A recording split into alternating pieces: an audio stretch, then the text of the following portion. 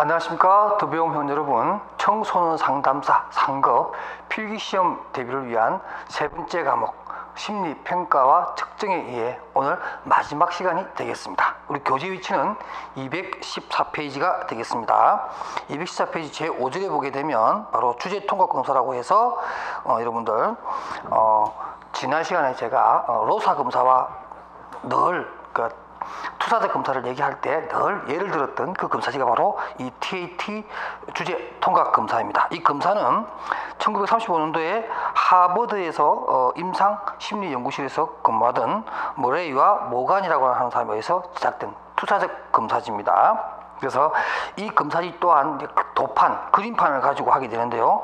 총 20매를 선택을 하게 해서 원래는 전체가 30매입니다. 30매를 사용하고 있는데 어떤 로사 검사지와 똑같은 그림 도판을 활용하는 그런 검사지다, 이렇게 알아두시고요.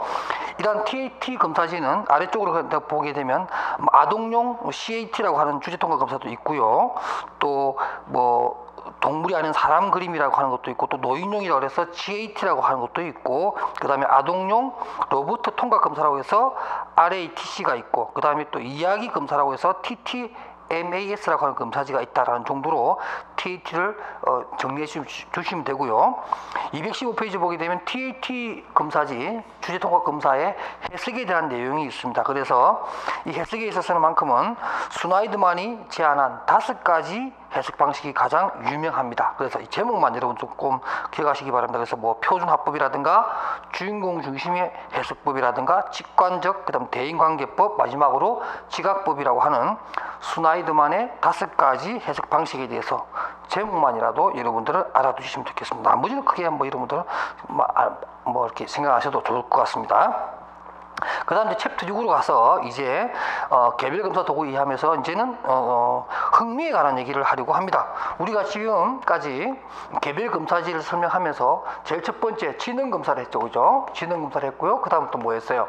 바로 적성검사라고 하는 것을 했고, 그 다음에 또 기초학습검사라고 하는 성취도검사, 학업 성취도검사를 했고요. 그 다음에 투사적 검사와 객관적 검사가 무수히 많이 존재하는 성격검사를 우리가 했습니다. 이제는 우리가 흥미에 관한 부분도 한번 알아보자 이거죠. 그래서 흥미 검사에 보게 되면 우리가 일반적으로 인트레스트라고 하는 항목에 대해서 가장 유명한 검사지가 바로 홀랜더, 스트롱 이런 분들이죠. 그래서 여기 등장하는 것이 바로 그 홀랜더입니다. 홀랜더 흥미 검사의 그냥 대가라고 할 수 있죠. 이 홀랜더라는 분이 등장하는데, 이 홀랜더의 그 유명한 인성 이론이 있습니다. 육각형 모양을 그려서 하는, 그래서 흥미를 탐색을 해서 그 사람의 어떤 흥미적인 측면이나 성격적인 요인을 보는 겁니다. 그러니까 홀랜드라는 사람 좀 특이해요. 왜냐하면 홀랜드라는 분은 우리가 일반적으로 사람의 성격이라고 하는 것과 흥미는 좀 다르다 이렇게 보는 게 일반적이죠. 그런데 이 홀랜드라는 분은 오랫동안 임상의 어떤 그런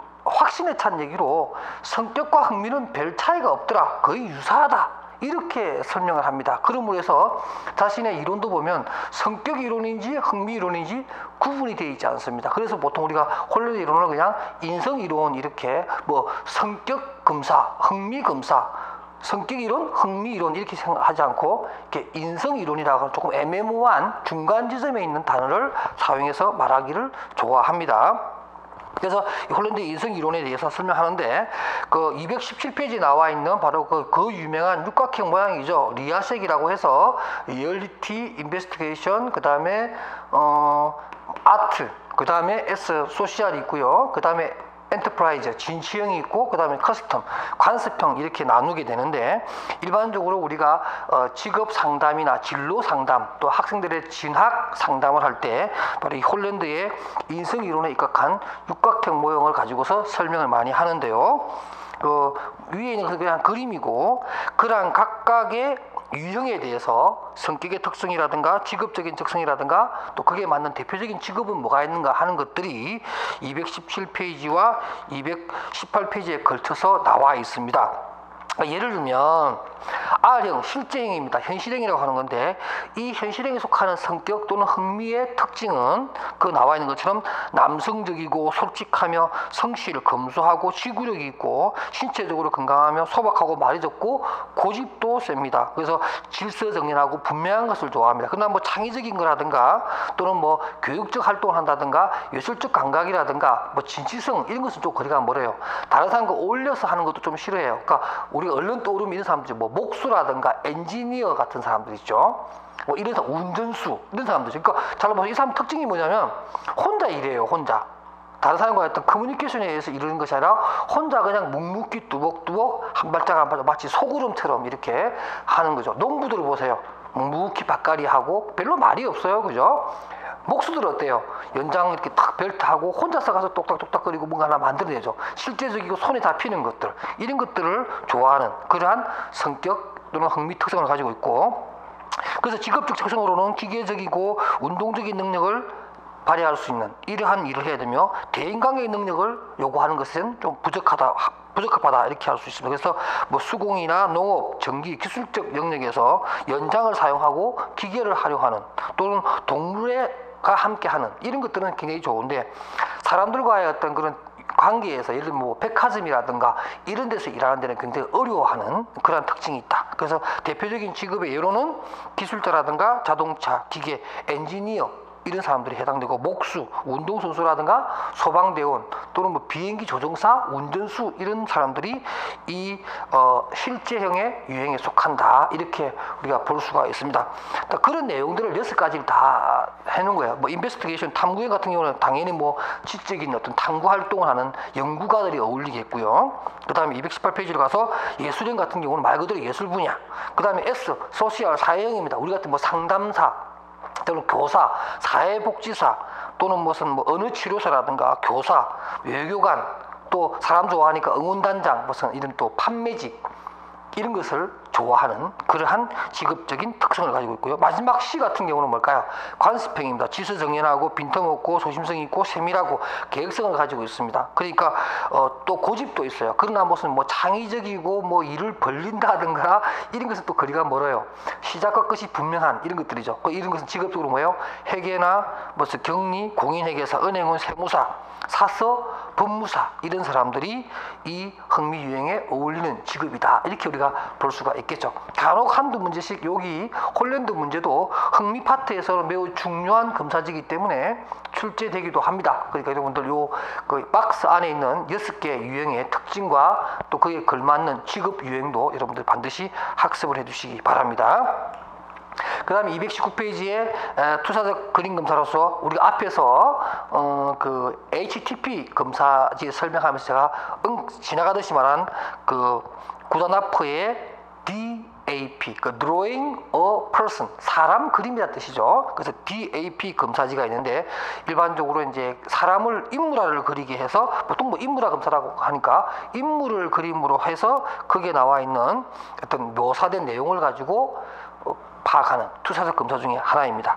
그 다음에 맥코브가 만든 인물화 검사지라고 하는 것도 있다. 참고로 보시고요. 그 다음에 여러분들 좀 더 유념하고 봐야 될 검사지가 하나 있는데 바로 그게 BGT라고 하는 밴드 게스탈트 테스트라고 하는 검사지가 있습니다. 뭐 이것도 굉장히 중요한 내용으로 많이 이제 부각이 되어서 최근에 기출문제에서도 자꾸 나오는 검사지 중에 하나인데 이것은 이제 게스탈트라고 하는 상담 이론을 좀 바탕으로 해서 만들어진 검사지입니다.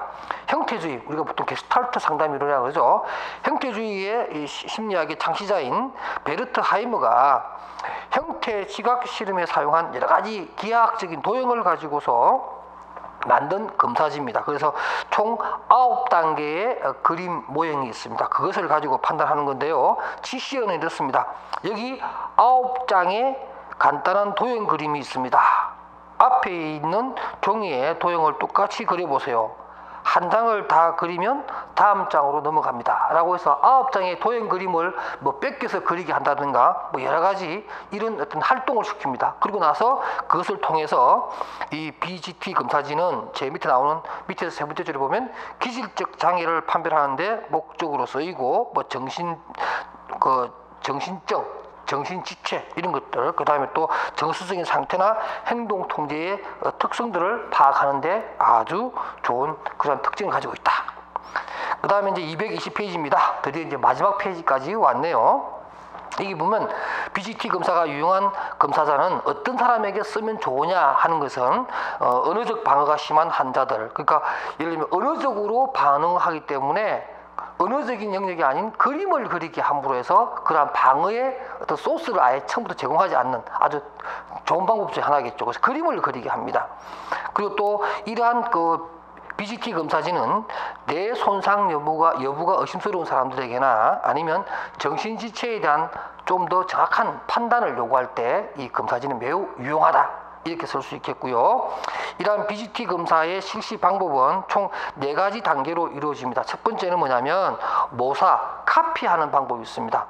한 장씩의 어떤 그 도형 그림을 주고 똑같이 옮겨 그리라고 하는 방법이 있겠고요. 그 다음 회상 단계, 우연한 회상에 의해서 그림을 그리게 한다거나 모사에서 하는 그 과정에서 뭐 어떤 모호한 어떤 그런 과정이 있으면 다시 그리게끔 하는 이런 방법도 쓰고, 또 정교하라고 해서 사고의 확장을 이루게끔 유도해서 그 그림에다가 뭘 좀 붙여서 그림을 그리게 한다든가 이렇게 하는 방법이 있습니다. 그렇게 해서 어떤 옮겨 적는데 오류된 점은 없는가, 왜 오류되어 있는가인지, 뭐 무엇을 이탈시켰는지 이것도 세밀하게 범으로 해서 평가하는데, 이 평가할 때의 기준이 2가지가 있다라는 거, 중등 교육 차원에서의 기준이 하나 있고 또 대학생 수준에서 적용하는 기준 2가지가 있다는 것도 꼭 알아두시기 바랍니다.